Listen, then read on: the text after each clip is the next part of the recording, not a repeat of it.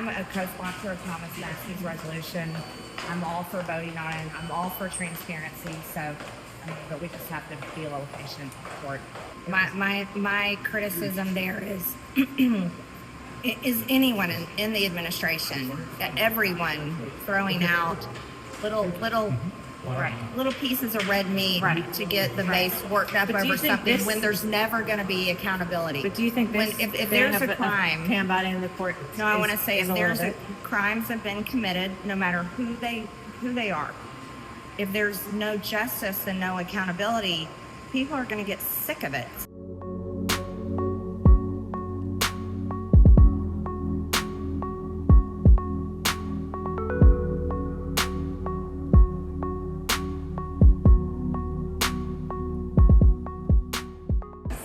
This week because of Epstein in there, and what is your reaction to it? Well, we have to wait for the courts to reply to PM Bondi with her request to unseal that information.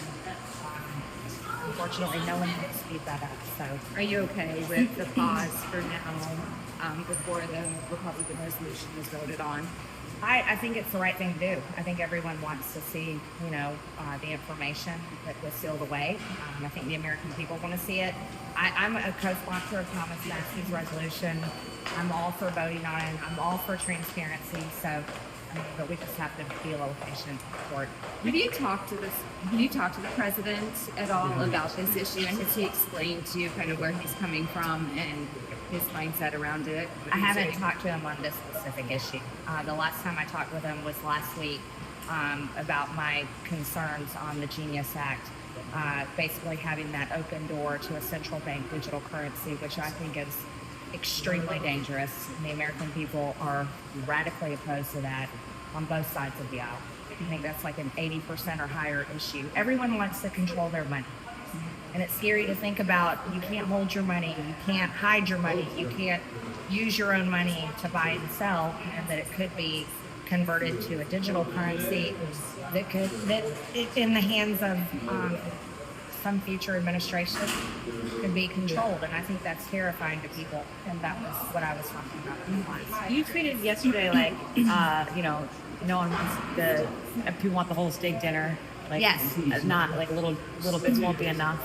I interpreted that as like the Pam Bondi thing is not enough. Like you want the whole thing. That my criticism wasn't directed at Pam Bondi.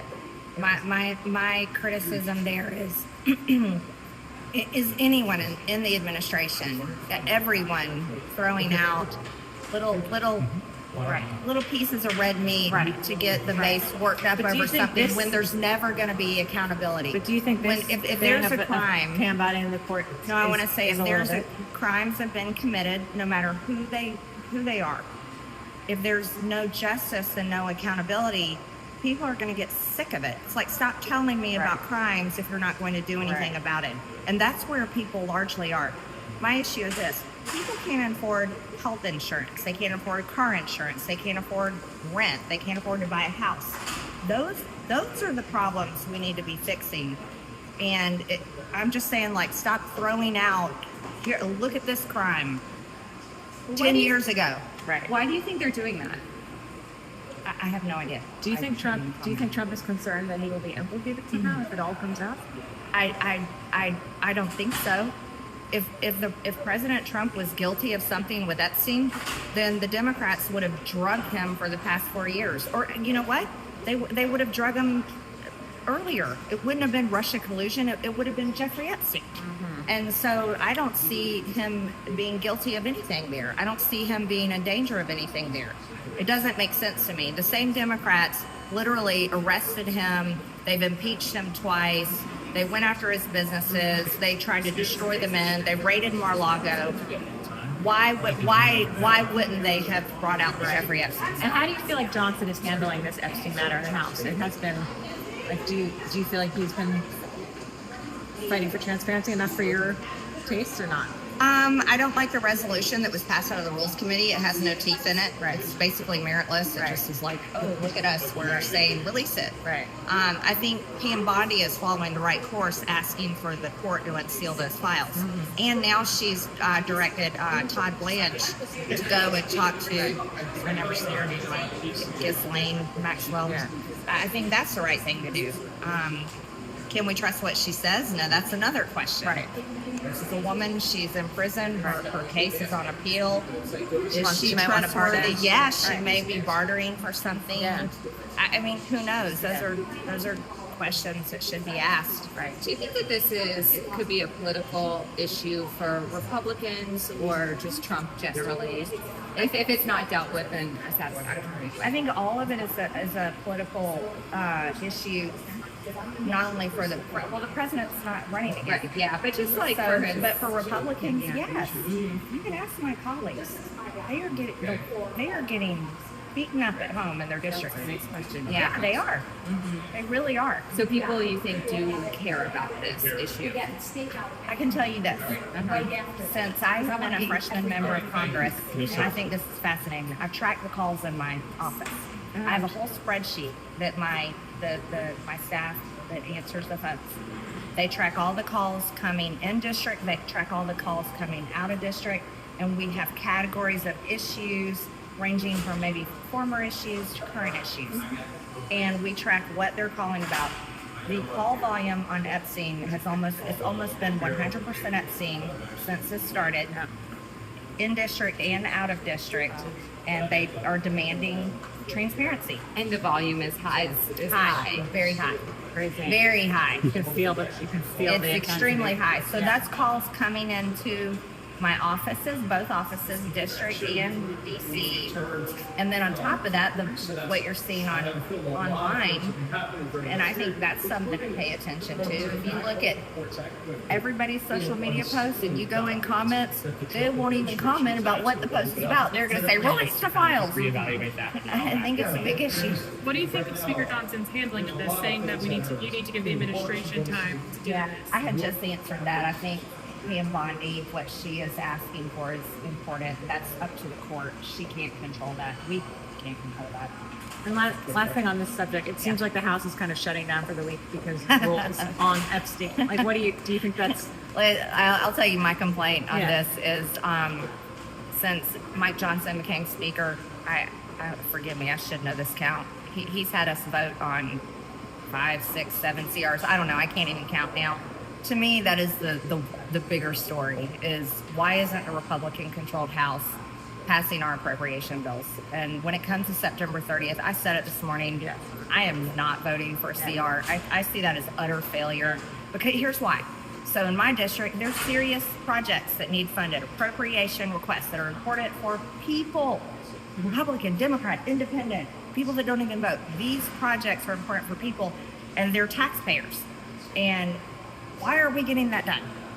Like water projects that are important, road projects that are important for our economic development. I have a rural district. That's incredibly important. Why is the Freedom Caucus okay with the CR right now after demanding no more CRs and kicking McCarthy out in large part because of it? Well, thank God I'm not a member of Freedom Caucus I know, anymore. but I'm just wondering if you could explain. I can't explain it.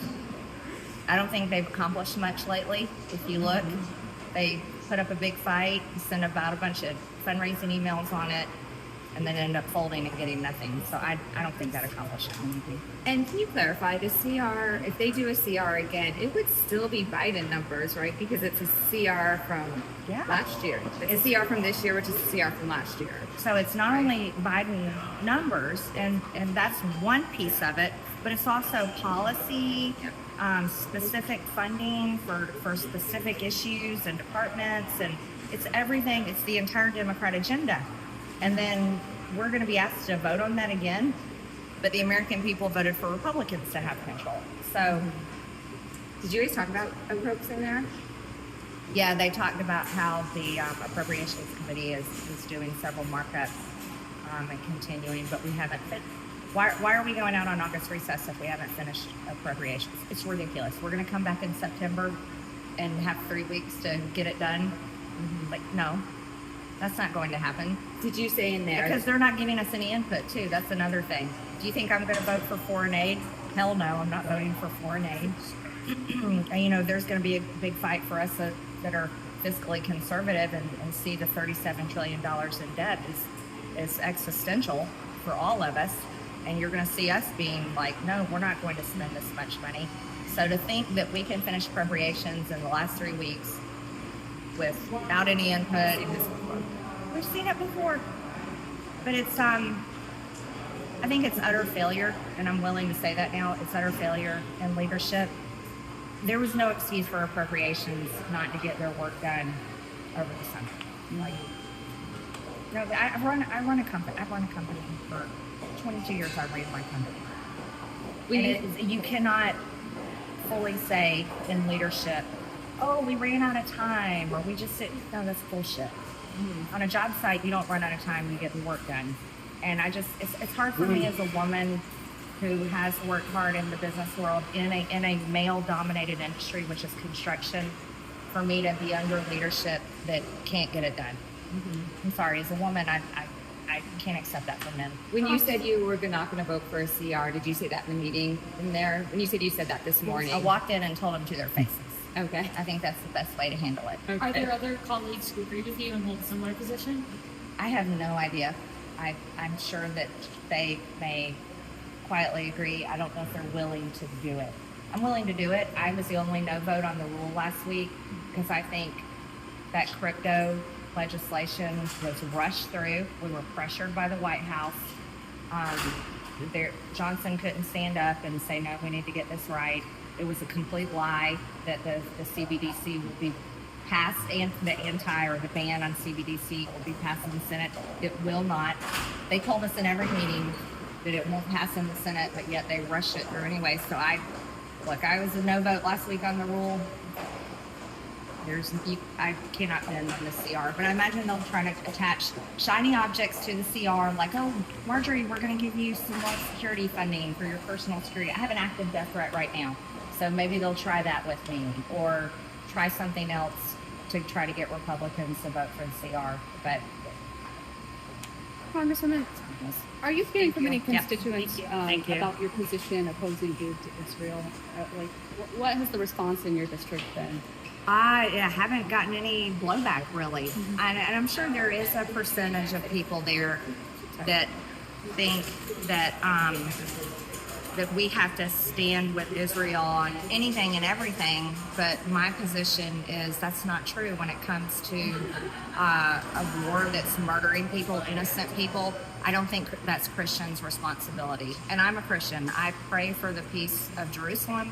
I support the Jewish people, but as far as what Netanyahu and that government, secular government, because we need to draw that line, it's a secular government. And as far as what they're continuing to do, I think it's completely out of line. And this isn't out of character for me. From the beginning, since I've been in Congress in 2021, I have been radically opposed to foreign wars. And I have support from veterans all over my district because of that, because they live with the effects of America's nonstop foreign wars. And you can talk to anybody involved at the VA and the terrible issues that veterans constantly deal with. 22 suicides a day. This comes from America's nonstop foreign wars, and we've had enough of it. And I think what's happened. Okay, October 7th, horrific.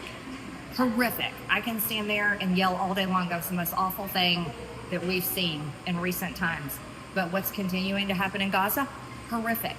Innocent children being killed, innocent people being killed, now Christian churches being bombed, equally horrific. So I don't think America should be funding that. And then you got to come to this. Israel has government-funded health care. Israel has government-funded college tuition. But we're $37 trillion in debt. And Israel is a nuclear-armed nation. So why do Americans have to continue to pay them billions of dollars every year? And I think that's just a common sense, rational line of thought. Have you spoken with President Trump about this at all, the war in Gaza? No, I haven't spoken with him specifically on that. I have urged him privately to stick with the campaign promises of no more foreign wars.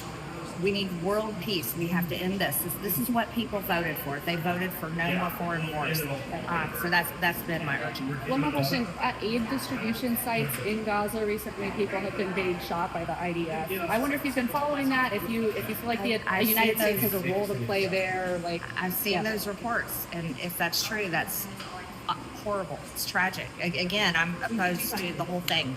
So that's my stance. I'm just sorry, apologies if you already addressed this, but is there a path forward for the conference for a rule this week, given what's going on with Epstein stuff with the Democrats? I don't think they have a path, or they're not choosing a path. I'll say it that way. They're not choosing a path. I gotta go though. Yeah, is it unlikely you guys have any rule legislation on the floor this week? Not that I know of. Let's see. Okay, I gotta Can I go. walk with you for a second? I just talked with that about the CR. I saw your tweet, and I noticed some members have started to call for a full CR, and you are against that. Is there any world in which that gets across in the House, and like why are members calling for that? I can't comprehend it. Well, under Mike Johnson, ever since he's become Speaker, all he has passed is CRs. And there's no excuses now. We're coming up on August. We've had the full year to pass our appropriations. And here's another thing. Our districts deserve it. You want to know why? There's important water projects, road projects, things that are very important just for our districts.